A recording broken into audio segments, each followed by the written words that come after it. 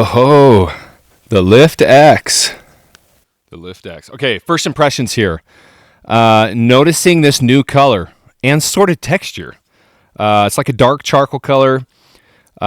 Shell, fade to black. Next thing I'm noticing here is this new grip system. That was one of my complaints with the prior Matthews and even the Lift. After repeat shots, it seemed like my sweaty palm, I'd continue to get some inconsistency as my hand would kind of slide off. I believe that's why some people would tape the baseball grip on that. So, wow, that's a totally different look and feel there.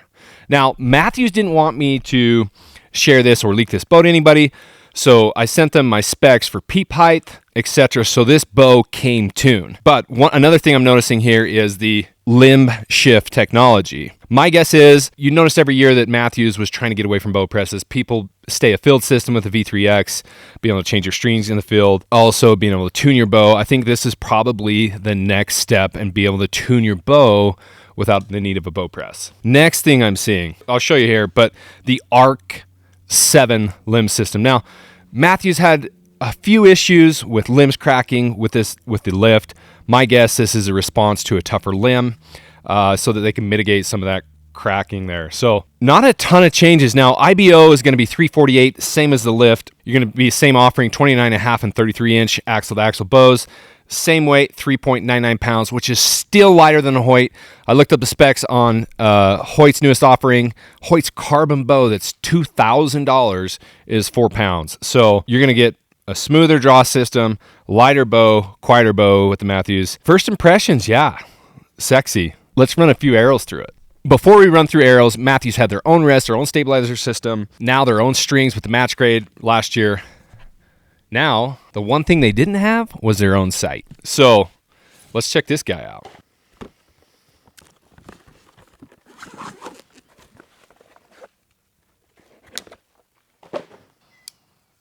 Apparently, you can shift horizontal and vertically here. I went with a 5-pin horizontal slider, kind of what I'm used to. I like that better. I can see it better. Sometimes it's best to just go with, especially when it comes to bow hunting. Obviously, the bridge lock technology. All right, let's run a few arrows through it and see if there's any noticeable differences in the draw cycle. First arrow through the all-new 2025 Matthews Lift X. Grip feels good. That grip feels really good.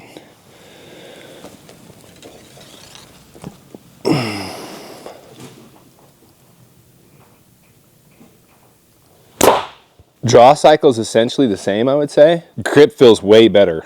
Let's try another one here.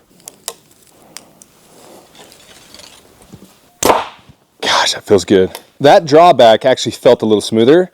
And I don't know if there's any change. Like I said, this is first impressions, but let me do this. I'm going to go grab my Lift, and I'm going to shoot the Lift right now, 2 arrows out of the Lift, and see if there's any real difference there.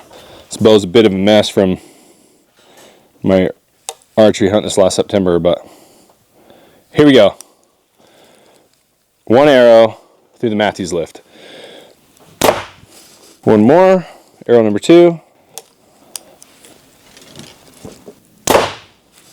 Okay, now I'm back to the Lift X.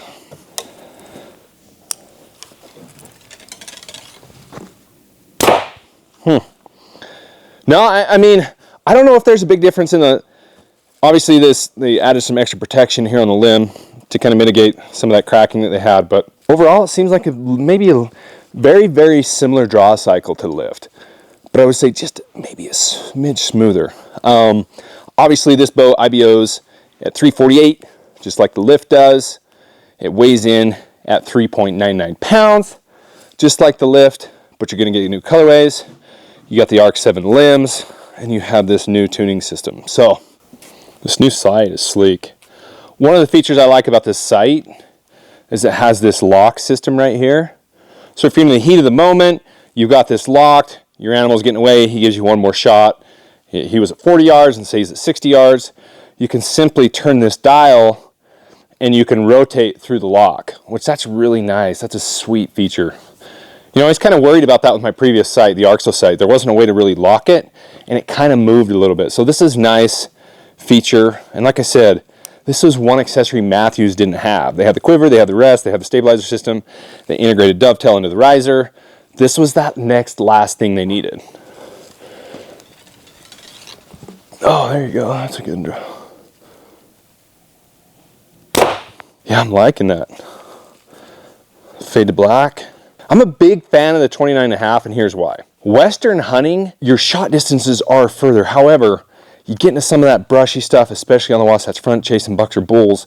I like having more of a low profile bow as I'm hiking through brush and sneaking, that it's just easier. And confidence kills, and I'm more confident with something more compact and lighter. So I like a shorter axle to axle bow, even though I'm a 30-inch draw length.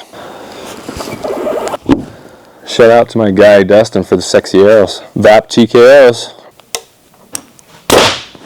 Whew. That's one thing I've noticed, like, there's no sliding in the grip. The biggest difference, that's a huge difference for me. Especially in the field, your hands get dirty, they get sweaty. Being able to confidently grab that at the same grip point, that's huge.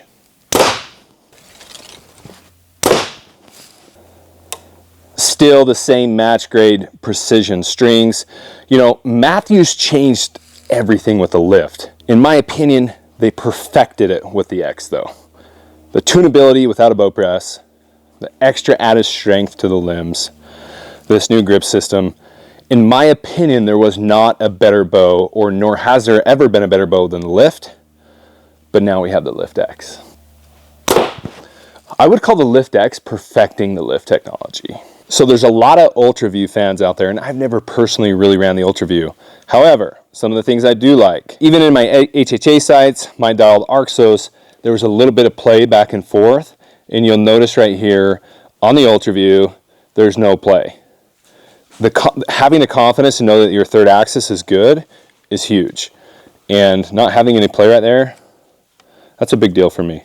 Over the last 4 years, Matthews has blown the rest of the industry away. Now, I've got my last 4 years of bows sitting right here, starting with the V3X. Now, the big thing on the V3X was the switch weight technology and the integrated dovetail system with the sight. Again, talking about that HHA, you get that scope shift, one of the things I wasn't really fond of. But the biggest thing you'll notice, and for me, being a Western hunter, is weight savings. And, you know, I asked Matthews for a long time if they were going to do a carbon fiber bow for that weight savings, and wasn't something that was ever on their radar. Great bow. This is the bow that the buck turned in my arrow at 72 yards. Absolutely epic bow.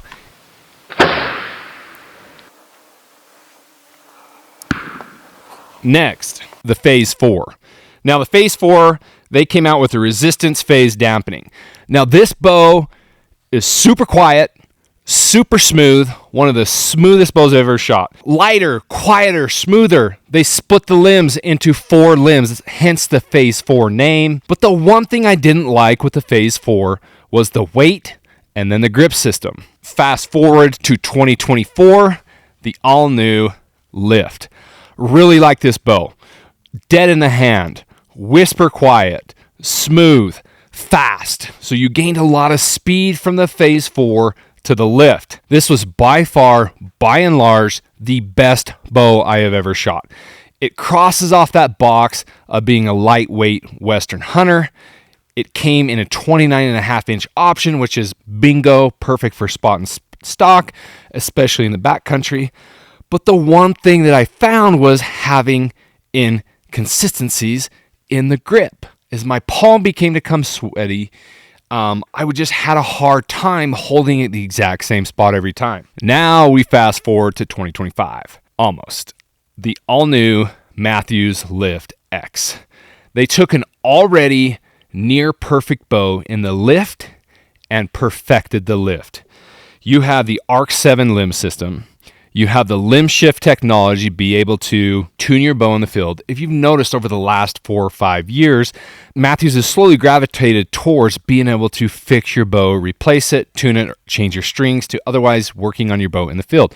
When you're in the backcountry, the middle of nowhere, and there's no bow press, I think it's genius that they've come up with these different technologies to be able to assist you to be able to fix / work on aka tune your bow. The Bond grip system, I'm extremely impressed with this.